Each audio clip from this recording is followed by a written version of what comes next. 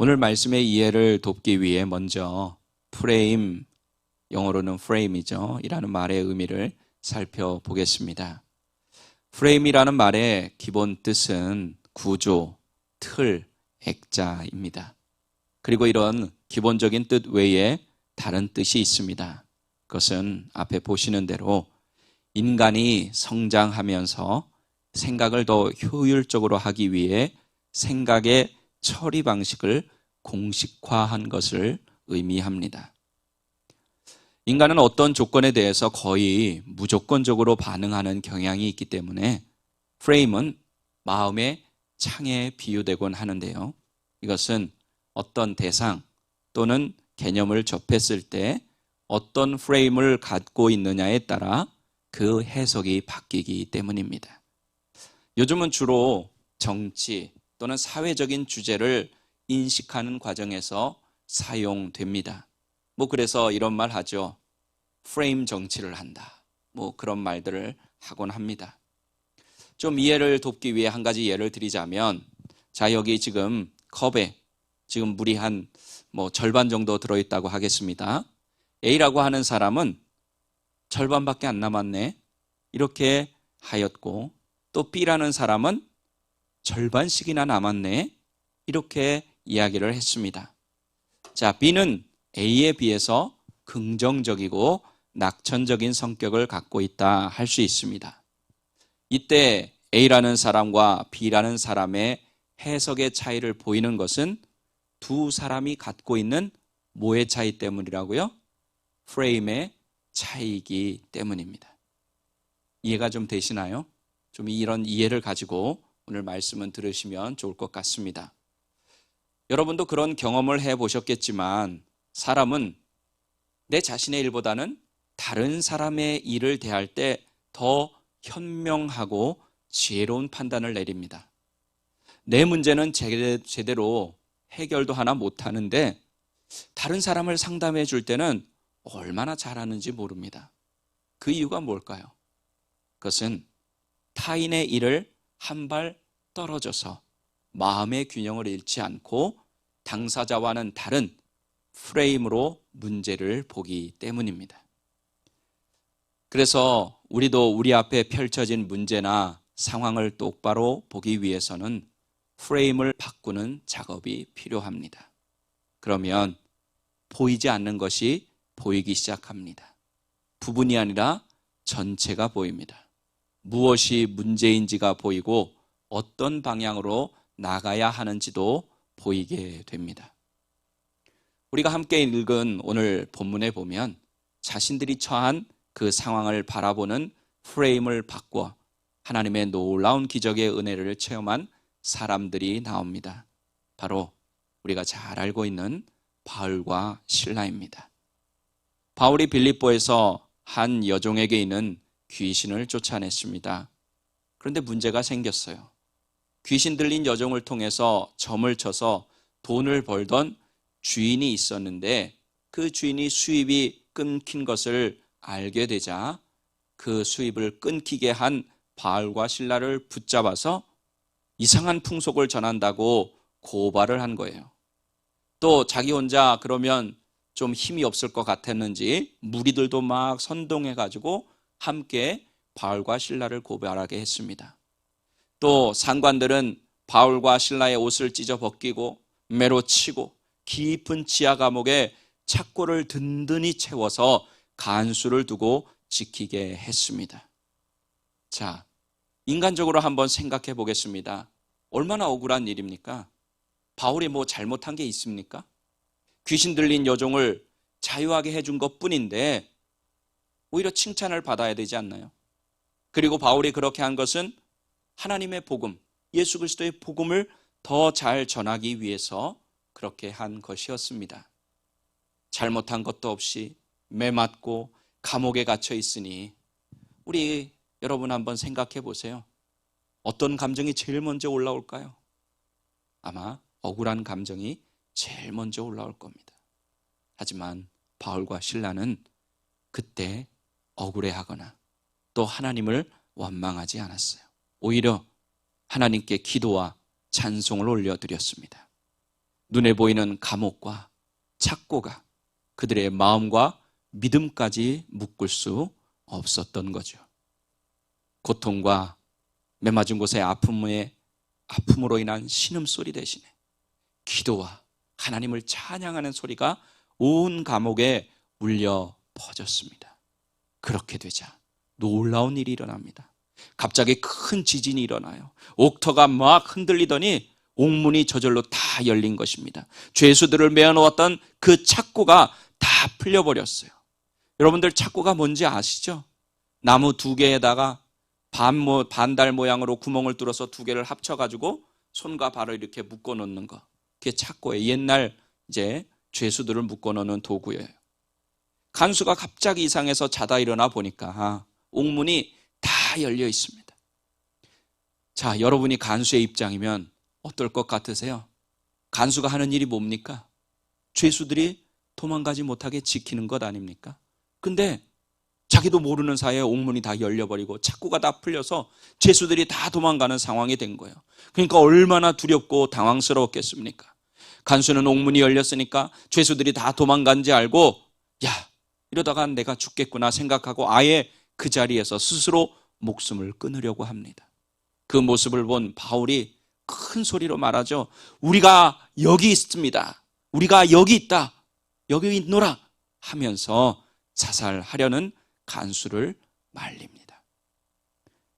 간수는 너무나 무서워 떨며 바울과 실라에게 엎드려 선생님들이여, 내가 어떻게 해야 구원을 받겠습니까? 하며 머리를 숙입니다.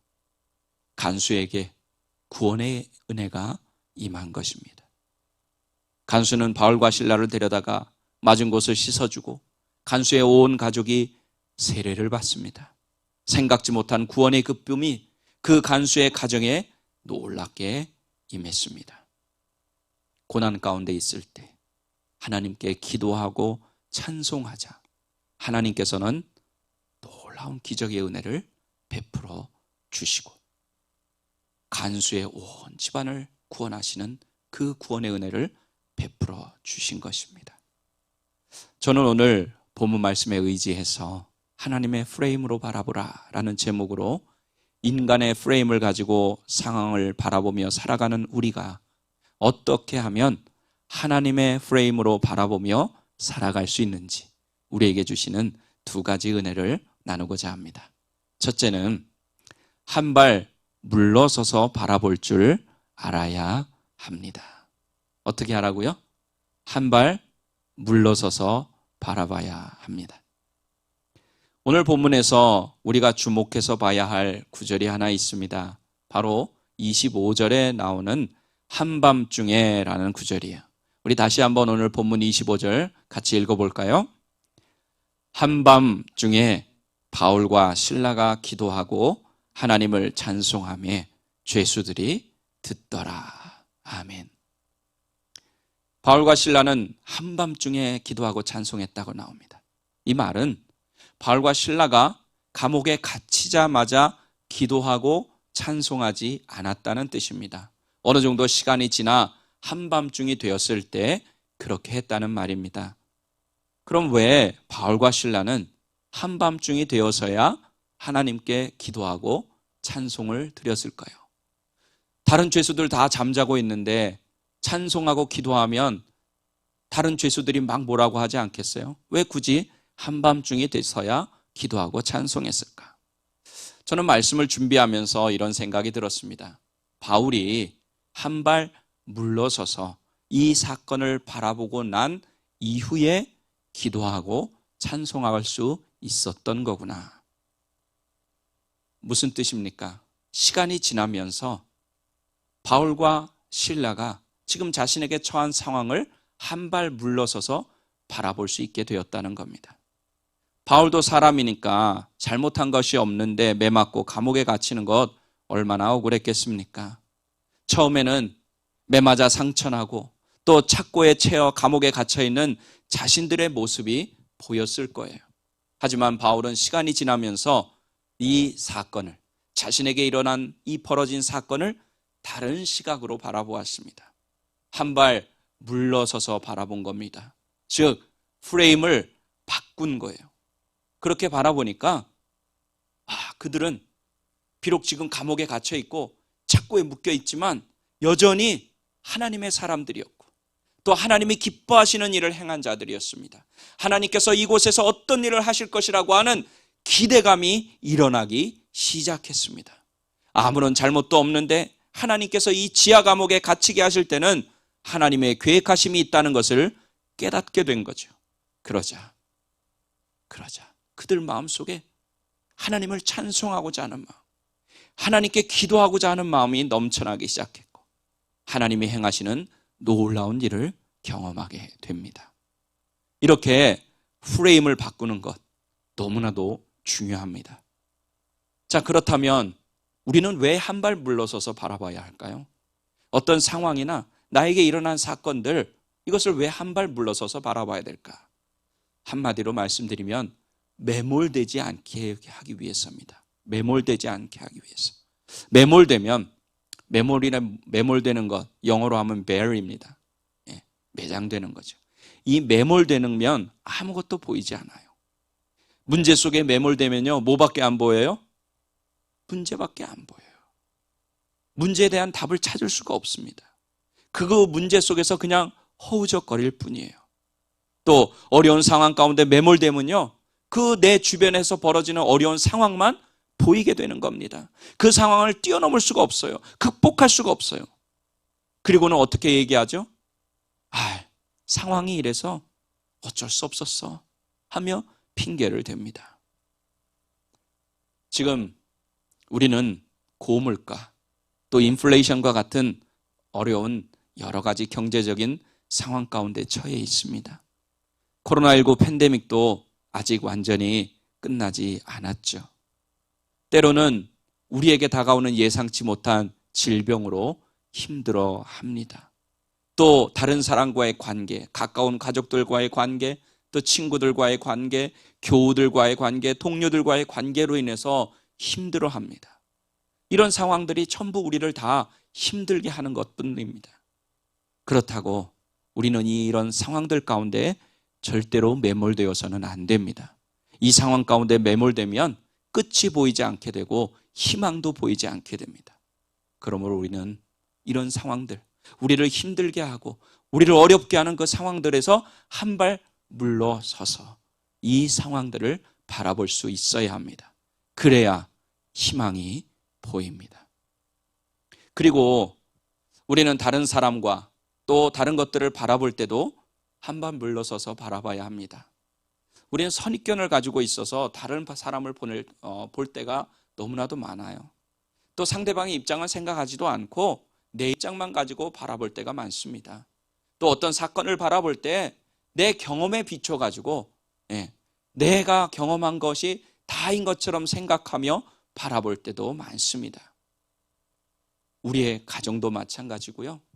우리의 일터도 마찬가지고 교회도 마찬가지입니다. 인간적인 프레임으로 바라보면요, 잘못된 평가와 선택을 할 수밖에 없다는 사실을 여러분들 꼭 기억하셔서 한 발 물러서서 하나님의 프레임으로 바라보시면 좋겠습니다. 에어컨을 만든 사람으로 잘 알려진 캐리어 그룹의 대표였던 윌리스 캐리어가 실행한 인생의 법칙이 있습니다. 사람들은 그것을 캐리어 법칙이라고 부릅니다. 이 법칙은 사람이 최악의 상황에 처했을 때 어떻게 거기서 탈출할 수 있는가, 그 방법을 제시합니다. 캐리어는 최악의 상황권대에 놓였을 때 자기한테 3가지를 실행해 보라고 말합니다. 첫째, 일어날 수 있는 최악은 어떤 것인가 질문을 던져라. 둘째, 도저히 피할 수 없다면 받아들일 준비를 하라. 셋째, 침착하게 최악의 상황을 개선시킬 방법을 찾아라.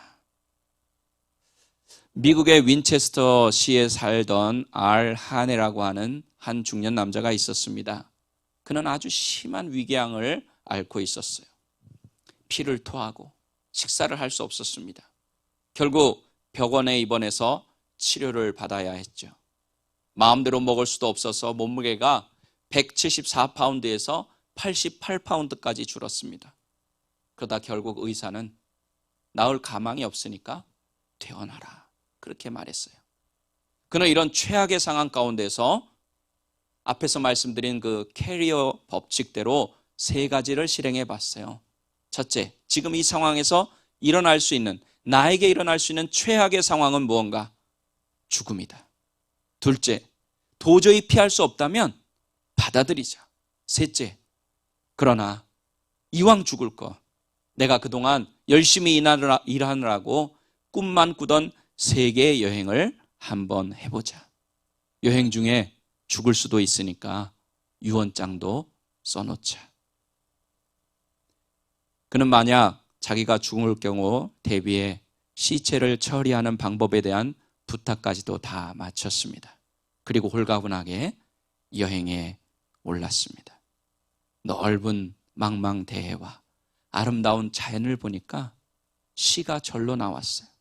노래가 절로 나왔어요. 기분이 좋아지니까 식욕도 생겼습니다. 이 세계 여행을 마치고 나서 보니까 위궤양이 많이 좋아졌습니다. 놀라울 만큼 체중도 회복되었고 여행을 반대했던 가족들도 놀라움을 금치 못했습니다. 결국 이 하네라고 하는 중년 남자는 캐리어 법칙으로 다시 살아났습니다. 한번 여러분도 안 좋은 상황에 처했을 때 이 법칙을 활용해 보시기 바랍니다.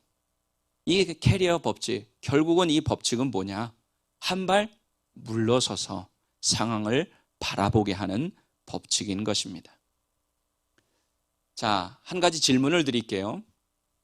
알렉산더, 아시죠? 알렉산더 대왕, 또 나폴레옹, 히틀러, 다 아실 거예요. 이 3사람이 점령한 지역을 다 합친 것보다 훨씬 더 넓은 지역을 다스렸던 사람이 있어요. 누굽니까?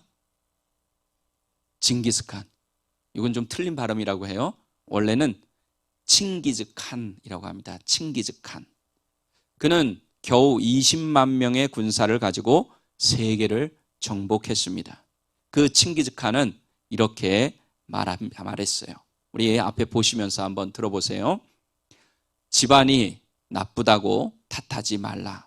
나는 9살 때 아버지를 잃고 마을에서 쫓겨났다. 가난하다고 말하지 말라. 나는 들쥐를 잡아먹으며 연명했고 목숨을 건 전쟁이 내 직업이었고 내 일이었다.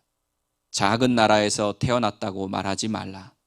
그림자 말고는 친구도 없고 병사로만 10만, 백성은 어린내 노인까지 합쳐 200만도 되지 않았다.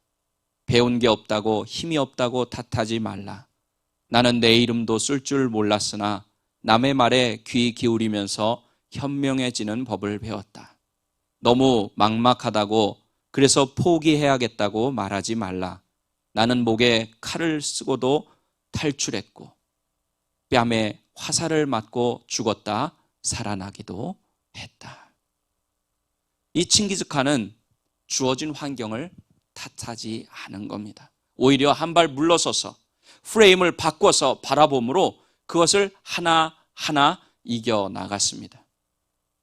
우리도 모든 것을 눈에 보이는 대로 보는 것이 아니라 올바른 하나님의 프레임으로 바라보기 위해 한 발 물러서서 바라보는 훈련을 해야 합니다. 우리 교회 청년들이 반 이상이니까 우리 청년들이 많은데 우리 청년 때부터 한번 이런 훈련을 해보면 좋을 것 같아요. 어떤 일이 있을 때 어떤 사람을 바라보고 안 좋은 상황이 내게 다가왔을 때 한 발 물러서서 하나님의 프레임으로 바라보는 훈련. 아마 그러면 여러분들이 앞으로 어떤 일을 하든지 큰 일을 할 것입니다. 그렇게 하면 상황과 문제를 꿰뚫어 보며 또 문제의 해답을 발견하는 통찰력을 주시는 하나님의 은혜를 누리게 될 줄로 믿습니다. 자, 하나님의 프레임으로 바라보기 위한 두 번째는요, 말씀을 통해서 바라볼 줄 알아야 합니다. 무엇을 통해서 바라봐야 한다고요? 말씀을 통해서. 지금까지 성경과 다른 사람의 이야기를 통해 프레임을 바꾸는 것이 인생에 얼마나 중요한 일인지 한번 살펴봤습니다. 프레임을 바꾸기 위한 실천으로 한 발 물러서서 바라봐야 한다. 그렇게 했습니다. 이것을 우리 그리스도인의 삶에 한번 적용해 보겠습니다. 그리스도인에게 있어서 한 발 물러서서 바라본다는 것, 프레임을 바꾼다는 것, 그건 무슨 뜻일까? 바로 우리 자신의 프레임을 버리고 하나님의 프레임을 가지고 바라보는 것을 의미합니다. 자, 그럼 하나님의 프레임으로 바라본다는 것은 또 무슨 뜻일까? 하나님을 통해서 바라본다는 거죠. 즉, 내가 어떤 대상을 바라보고자 하는 것과 나 사이에다가 누구를 계시게 하는 거예요? 하나님을 계시게 하는 거예요. 하나님의 프레임을 통해서 보면 내가 보는 것과는 완전히 다른 것이 보이게 됩니다. 내가 나를 바라보는 것과 하나님의 프레임을 통해서 나를 바라보는 것에는 차이가 있어요. 전에는 하나님 없이 나 자신을 바라봐서 내 자신의 모습 때문에 좌절하고 실망하고 그랬는데 왜 나는 이거밖에 안 돼? 다른 사람과 비교하면서 열등감을 가지기도 하고 피의식 속에서 살기도 했는데 나와 나 사이에 하나님을 놓고 바라보게 되니까 완전히 내 자신의 모습이 다르게 보이는 거예요. 어떤 모습이 보이게 되는 거예요? 나는 여태까지 내가 생각했던 그런 못난 사람이 아니구나. 나는 하나님의 모양과 형상대로 지음받은 사람이구나.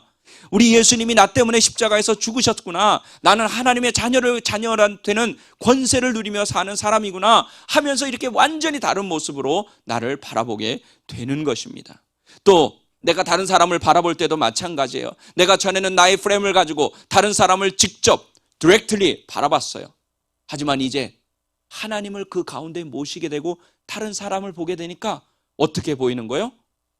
저 사람도 하나님이 사랑하시는 사람이구나. 내가 볼 때는 좀 부족한 것 같고 연약한 것 같고 좀 성격이 못된 것처럼 보였는데 하나님을 중간에 모시고 바라보게 되니까 저 영혼도 하나님이 사랑하시는 영혼으로 보이게 되는 거예요. 내 주변에 있는 환경도 마찬가지고요. 지금 나를 어렵게 하는 문제들이 있습니까? 상황들이 있습니까? 이제 내가 디렉틀리 직접 바라보지 마시고 그 사이에 누구를 모시면 되는 거예요? 모셔야 되는 거예요? 우리 하나님을 모시면 되는 거예요. 그리고 하나님을 통해서 그 모든 것들을 보는 훈련을 하는 겁니다. 민수기 13장, 14장에 보면 유명한 12명의 정탐꾼의 이야기가 기록되어 있습니다. 같은 상황을 다르게 바라보고 해석하고 있는 아주 유명한 구절이죠. 우리 민수기 13장 33절 또 민수기 14장 9절 한번 연속해서 읽어보실 텐데요. 어떤 차이가 있는지 한번 여러분 발견해 보세요. 먼저 민수기 13장 33절입니다. 거기서 네피림 후손인 아낙 자손의 거인들을 보았나니 우리는 스스로 보기에도 메뚜기 같으니 그들이 보기에도 그와 같았을 것이니라. 아멘. 자, 먼저 10명의 정탐꾼의 얘기예요. 그들이 네피림의 후손 아낙 자손들 거인들을 봤어요. 그러고 나서 거기에 대해서 자기 자리를 비춰보니까 뭐예요? 메뚜기같이 보였다는 거예요. 그들도 우리를 그렇게 메뚜기처럼 볼 거라 이런 보고를 지금 한 거예요. 자, 그 다음 민수기 14장 9절입니다. 다만 여호와를 거역하지는 말라. 또 그 땅 백성을 두려워하지 말라. 그들은 우리의 먹이라. 그들의 보호자는 그들에게서 떠났고 여호와는 우리와 함께 하시느니라. 그들을 두려워하지 말라 하니. 아멘. 자, 앞부분에 정탐꾼 10명은요 자기 자신들을 메뚜기라고 그랬어요. 자기 백성들을 메뚜기라고 했어요. 근데 이 뒤에 나오는 여호수아와 갈렙인데 이 두 명은 뭐라고 얘기했어요? 그 아낙 자손들 거인들을 보고 그들은 우리의 먹잇감이다. 먹을거리다. 그렇게 이야기를 한 것입니다. 여기에 보면 똑같은 상황에서 10명은 인간적인 프레임, 즉 하나님을 중간에 모시지 않고 바라봤기 때문에 부정적인 보고를 할 수밖에 없었어요. 반면에 여호수아와 갈렙은 하나님의 프레임, 즉 하나님을 중간에 모시고서 바라봤기 때문에 긍정적인 믿음의 보고를 할 수 있었던 것입니다. 그 결과 하나님이 약속하신 적과 꿀이 흐르는 가나안 땅에 이 12명 중에 누구만 들어갑니까? 그 하나님의 프레임으로 바라보고 믿음의 보고를 한 여호수아와 갈렙만이 그 약속의 땅에 들어가는 복을 누리게 됩니다. 요한복음 8장에 보면 사람들이 현장에서 간음하다 잡힌 여자를 예수님께 데리고 옵니다. 이들은 그 간음한 사건을 보고 여자를 돌로 쳐 죽이고자 했습니다.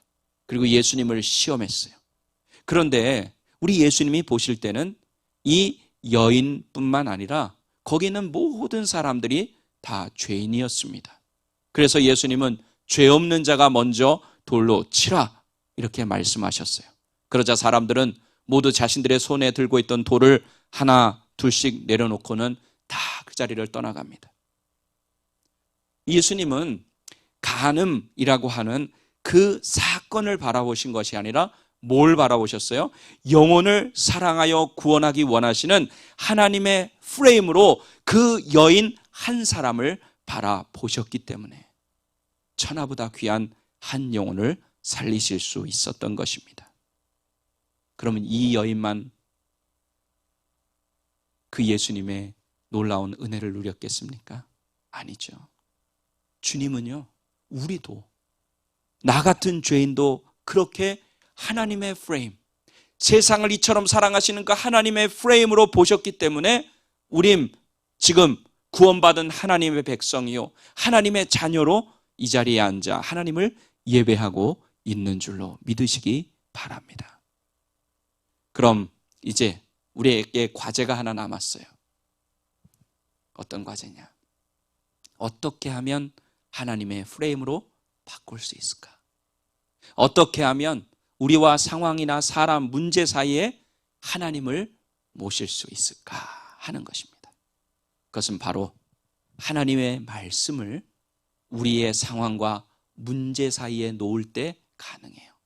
자, 하나님을 가운데 모신다고 했을 땐 좀 뜬구름 잡는 얘기 같아요. 왜? 손에 잡히는 것도 없고 눈에 보이는 것도 없으니까. 하지만 말씀은 곧 하나님이라고 하셨기 때문에 우리에게 주신 이 하나님의 말씀을, 이 말씀을 나와 또 내 자신 또는 내 주변의 상황, 문제들, 다른 사람들과의 그 관계 속에서 그 중앙에 놓게 되면 우리는 하나님의 프레임으로 바라볼 수가 있게 된다는 것입니다. 본문에 나오는 사도 바울, 하나님의 프레임으로 상황을 바라볼 수 있었던 것 또한 그에게 주신 하나님의 말씀이 있었기 때문이에요. 주님께서 바울에 대해서 아나니아라고 하는 선지자에게 하신 말씀 우리 같이 한번 읽어보겠습니다. 바울을 어떤 사람으로 주님이 정의하시는지 사도행전 9장 15절 말씀이에요. 주께서 이르시되 가라, 이 사람, 바울이죠. 이 사람은 내 이름을 이방인과 임금들과 이스라엘 자손들에 전하기 위하여 택한 나의 그릇이라. 아멘. 아나니아가 바울에게도 이야기했겠죠. 주님이 이렇게 당신에 대해서 말했습니다 하며 이야기했을 거예요. 그러니까 바울은 자기 자신이 어떻게 쓰임받아야 되는 사람인지 하나님의 말씀을 받았던 사람인 거죠. 바울은 감옥에서 자신이 하나님의 말씀대로 잘 살고 있다는 사실을 깨달은 거예요. 자기가 죄를 지어서 감옥에 들어온 게 아니라 하나님의 말씀 전하려고 하다가 또 불쌍한 영혼들을 귀신으로부터 해방시켜 주려고 하다가 들어왔다고 하는 사실을 깨달았어요. 즉 자신과 자신에게 벌어진 상황 사이에 하나님의 말씀을 놓을 수 있었기 때문에 그는 한밤중에 기도하고 찬송할 수 있었고 하나님의 놀라운 기적을 체험할 수 있었습니다. 마찬가지로 여호수아와 갈렙 그리고 예수님도 다른 사람들과 달리 하나님의 말씀을 통해서 하나님의 프레임으로 상황을 바라보고 해석했기 때문에 하나님의 뜻을 이룰 수 있었다고 믿습니다. 여러분과 여러분 삶 사이에 이제 하나님의 말씀을 놓아 보십시오. 여러분에게 다가오는 어려움, 여러분을 힘들게 하는 상황들, 문제들, 그 사이에 전에까지는 나 혼자 막 뭔가 그것을 상대하려고 애쓰다가 좌절하고 포기하고 실망했는데 이제는 그것을 멈추시고 나와 나를 힘들게 하는 어떤 것, 그 사이에 하나님의 말씀을 위치하게 하고 그 하나님의 말씀을 통해서 그것들을 바라보는 훈련을 해 보십시오. 그래서 말씀을 통해 하나님의 프레임으로 인생을 바라봄으로 여러분을 가장 좋은 길로 인도해 주시는 하나님의 은혜를 체험하시기 바랍니다. 우리 사랑하는 오린교회 가족 여러분, 우리가 상황이나 문제에 매몰되지 않기 위해서는 한 발 물러서서 바라봐야 합니다. 인플레이션과 같은 경제적인 어려움, 계속되는 코로나19라는 상황, 내가 앞으로 무엇을 해야 될지 알지 못하는 그런 캄캄함 속에서 인간적인 프레임으로 바라보면 우리는 거기에 매몰될 수밖에 없습니다. 상황이나 문제뿐 아니라 우리 자신이나 다른 사람들도 한 발 물러서서 바라보십시오. 즉 모든 것을 하나님의 프레임으로 바라봐야 한다는 것입니다. 우리와 상황과 문제와 다른 사람 사이에 하나님의 말씀을 두고 하나님의 프레임으로 바라보시기 바랍니다. 그러므로 바울과 실라, 여호수아와 갈렙, 예수님처럼 하나님이 주시는 기적의 은혜를 날마다 누리며 살아가는 여러분 모두가 되시기를 예수님의 이름으로 간절히 축원합니다.